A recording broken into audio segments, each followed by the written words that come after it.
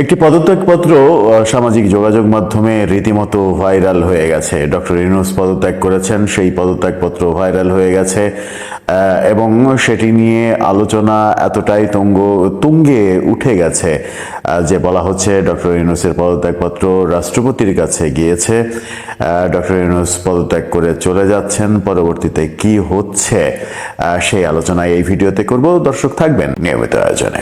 বলছিলাম, ডক্টর ইউনূসের পদত্যাগপত্র, একটি পদত্যাগপত্র সামাজিক যোগাযোগ মাধ্যমে বেশ ভাইরাল হয়েছে। সেখানে তিনি রাষ্ট্রপতির কাছে পদত্যাগপত্র লিখেছেন। প্রধান উপদেষ্টার পদ থেকে পদত্যাগ এমন বিষয়কে কেন্দ্র করেই তিনি লিখেছেন আমি গভীর দুঃখের সঙ্গে জানাতে চাই যে 5 আগস্ট পরবর্তী বিভিন্ন সহিংসতা ও সংঘর্ষের প্রেক্ষিতে যেখানে 2100 জনেরও বেশি প্রাণ হারিয়েছে মানুষ এবং আর কোনো প্রাণহানি এড়ানোর জন্য আমি পদত্যাগের সিদ্ধান্ত নিয়েছি। আমি বাংলাদেশের প্রধান উপদেষ্টার পদ থেকে পদত্যাগ করছি। এই ঘটনাগুলোতে আমি সম্পূর্ণ দায়িত্ব স্বীকার করছি এবং দেশের জনগণের নিরাপত্তা ও কল্যাণের আমার অঙ্গীকার সবসময় অটুট থাকবে। গত 1 মাসেরও সময় অধিক আমি আপনাদের সেবা করার সুযোগ পেয়েছি, যা জীবনের সবথেকে বড় সম্মান। তবে সাম্প্রতিক ঘটনাবলী প্রমাণ করছে যে এই মুহূর্তে দেশকে এগিয়ে নিতে অন্য নেতৃত্বের প্রয়োজন। আমি আশা করি আমার পদত্যাগপত্র বাংলাদেশের উন্নয়নে নতুন পথ খুলে দেবে এবং শান্তি প্রতিষ্ঠিত করবে। এই কঠিন সময়ে আমার সরকার যা কিছু করেছে তার জন্য আমি গভীরভাবে অনুতপ্ত। আমি সব বাধ্যবাধকতা মেনে নিচ্ছি এবং সিদ্ধান্ত বাংলাদেশের বৃহত্তর স্বার্থেই নিয়েছি। বিনীত মোহাম্মদ ইউনূস। ডক্টর মোহাম্মদ ইউনূসের স্বাক্ষর। এই যে পদত্যাগপত্রটি প্রধান উপদেষ্টার প্যাডে পদত্যাগপত্রটি ভাইরাল হয়েছে, এটি কি আসল নাকি ফেক সেই আলোচনা চতুর্দিকে চলছে। পদত্যাগপত্রের যে ভাষা, দায় স্বীকার করার যে ভাষা, 5 আগস্টের ঘটনার পরে যত হত্যাকাণ্ডের ঘটনা হয়েছে, 2100 জন বলা হয়েছে, সেই হত্যাকাণ্ডের দায় স্বীকার করে নেওয়া এবং এই পরিস্থিতি, হত্যাকাণ্ড যেন আরও না ঘটে সেই জন্যই তিনি পদত্যাগ করছেন। এই ভাষাটাই আমার মনে হয় যে একটু বিতর্কিত হয়ে যায়। এই ভাষাটাই বলে যে এটা ডক্টর মোহাম্মদ ইউনূসের নাও হতে পারে।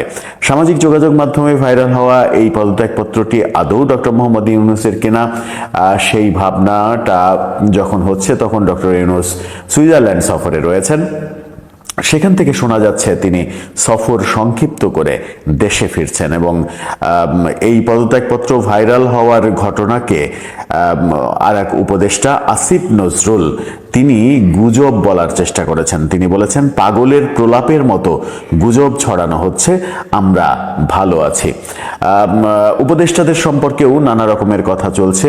2 জন উপদেষ্টা আসিফ মাহমুদ সজীব ভুইয়া এবং মাহফুজ আবদুল্লাহ তারা দুবাই চলে গেছেন। সার্জিস আলম সমন্বয়ক তিনি দেশের বাইরে চলে গেছেন। অন্যান্য উপদেষ্টারাও দেশের বাইরে চলে যাওয়ার পথে রয়েছেন এমন আলোচনা কিন্তু গত সারা রাত সব থেকে বেশি সামাজিক যোগাযোগ মাধ্যমে ফলাও হয়েছে। সামাজিক যোগাযোগ মাধ্যমে বিভিন্ন পেজ থেকে এইগুলোকে প্রমোট করা হয়েছে। আসিফ মাহমুদ সজীব ভুইয়ার একটি ছবি, বিমানের ভেতরের একটি ছবিও বিভিন্ন জায়গায় দেখা গেছে। তারা আদৌ চলে গেছেন কিনা, এই চলে যাওয়াটাকে পালিয়ে যাওয়া বলছেন অনেকে। হাসনাত আবদুল্লাহ এখনো কুমিল্লায় অবস্থান করছেন এমন তথ্য দেয়া হয়েছে।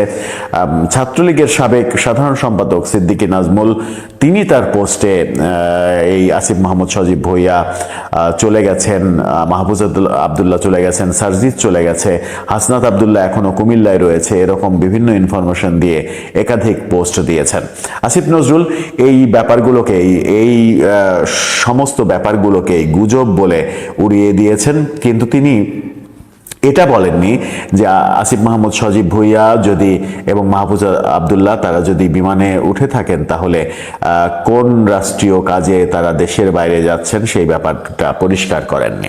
এখন ডক্টর মোহাম্মদ ইউনূস যদি ফিরে আসেন, এমন আলোচনাও কিন্তু চতুর্দিকে ছড়িয়ে পড়েছে গত রাত থেকে যে আজকে রাতেই সেনাবাহিনী ক্ষমতা নিয়ে নেবে। ডক্টর ইউনূস সরকার যেহেতু ব্যর্থ হয়েছে, তিনি যেহেতু পদত্যাগ করেছেন, এই সরকার আর থাকছে না, সেনা শাসন আসছে, জরুরি অবস্থা জারি হতে পারে, রাষ্ট্রপতি সেই ক্ষেত্রে একটা বড় ভূমিকা পালন করতে পারে। সব মিলিয়ে আমার মনে হয়েছে যে গত রাতটা একটা গুজবের রাত ছিল। সেই গুজব যেভাবে ছড়ানো হয়েছে তাতে অনেকেই আমরা সত্য বলে ভেবে নিতে পারি। আমি যদি আমার ব্যক্তিগত মতামত দিই তাহলে প্রধান উপদেষ্টার যে পদত্যাগপত্র ভাইরাল হয়েছে সেই পদত্যাগপত্রের ভাষা যেগুলো লেখা হয়েছে, 5 আগস্টের পরে হত্যাকাণ্ড, 2100 জনের মৃত্যু, সেগুলো দায় স্বীকার করে নেয়া, এই কথাগুলো ডক্টর ইউনূস যদি পদত্যাগ করতেন এবং তার পদত্যাগপত্রে নিশ্চিত করে এই কথাটা লেখা থাকার কথা নয়, কারণ এত বড় দায় স্বীকার করে তিনি নিজেকে বিপদের মহাসমুদ্রে ফেলবেন, এতটা বোকা ডক্টর মোহাম্মদ ইউনূসকে ভাবার কোনো কারণ থাকতে পারে কিনা সেটাও একটা বড় বিষয়। যাই হোক, এখন পর্যন্ত পদত্যাগপত্র ব্যাপারটাকে গুজব বলেই ধরে নেওয়া যেতে পারে। দেখা যাক শেষ পর্যন্ত এটা গুজব হয় নাকি সত্য হয়। কিন্তু উপদেষ্টাদের, বিশেষ করে আসিফ মাহমুদ সজীব ভুঁইয়ার বিমানের ছবিটা কবেকার, সেটা কি এখনকার নাকি আগের কোনো ছবি দিয়ে ব্যাপারটাকে এস্টাবলিশ করা হয়েছে, তিনি দেশের বাইরে চলে যাচ্ছেন, মাহফুজ আবদুল্লাহ দেশের বাইরে চলে যাচ্ছেন, সেটা অবশ্য সময় সাপেক্ষ এবং তদন্তের ব্যাপার। সব মিলিয়ে দর্শক, আপনার কাছে কি মনে হয় যে এই যে ঘটনাগুলো ঘটলো গত রাত থেকে আজকে পর্যন্ত, এখন পর্যন্ত সব থেকে বেশি চর্চিত হচ্ছে, সত্যি সত্যি কি এই ইউনূস সরকারের পতন হচ্ছে, সেনা শাসন আসছে, নাকি এগুলো স্রেফ গুজব বলেই উড়িয়ে দেবেন আপনি? আপনার মতামত জানিয়ে লিখতে পারেন আমাদের কমেন্ট বক্সে।